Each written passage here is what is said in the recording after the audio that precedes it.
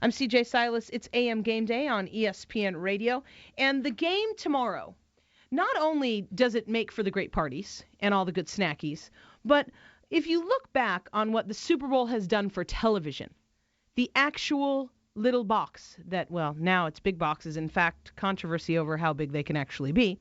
What do the networks put on after the Super Bowl in hopes that they're going to get the big ratings because people tend to leave the TV on and hang out whether they're watching the show or not? Post-game specials. The first one ever. CBS and NBC actually both had the Super Bowl in 1967.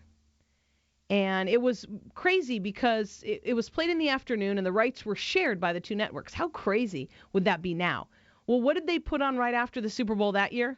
Lassie on CBS and the Walt Disney Wonderful World of Color on NBC. And a few years later, the highest rated show that came after a Super Bowl, 60 Minutes on CBS, 1980. The CBS News magazine holds the record for most post-bowl game appearances with 4, but it also is the highest rated with a 33 rating after Super Bowl 14. How about the game changer, the one where you really saw a difference? Well, NBC was sticking to its schedule, and it aired the second episode of the A-Team after Super Bowl 17 in 1983.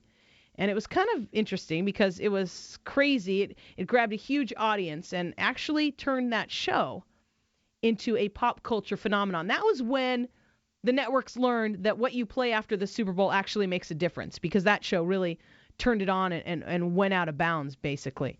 5 years later, The Wonder Years was launched by ABC. So after that, the networks used this as a way to launch a special preview of some sort of TV show, some series. I actually remember watching Wonder that, Years CJ. really went out and just turned it on. Then what was one of the worst times anybody ever launched a TV show? How about that Paul Rodriguez show with John Schneider, the Grand Slam? That was in 1990, and 2 months later, it was gone. The most watched? How about Friends? Remember that? The NBC one in 96? The population of that show just grew and grew. They got a little bit lower ratings than CBS's 60 Minutes, but it was seen by millions of people. And the one after the Super Bowl is the one people talk about. It was full of guests. Julia Roberts, Brooke Shields, Jean-Claude Van Damme, and Marcel the Monkey. But it probably was pretty overhyped, I think. How about lately, the latest and the lowest rated?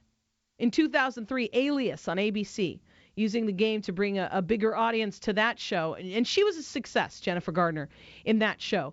But that one and the post-game chatter that ran around it went long, and Alias didn't air till after, I think 11 p.m. on the East, so that was kind of a bust. How about the best boost? Last year, Grey's Anatomy after the Super Bowl. And remember, it's not used, the Super Bowl, anymore as a best used for a male audience. They turned it over to the female audience last year, Grey's Anatomy, which has mostly females watching it, just beginning to emerge, and now, look at, so popular, it had a 2-part episode, turning Grey's into a season breakout hit. This year, after the game on CBS, Criminal Minds. We'll see what happens, because it doesn't look like that show is really going to get a big launch after the Super Bowl tomorrow night.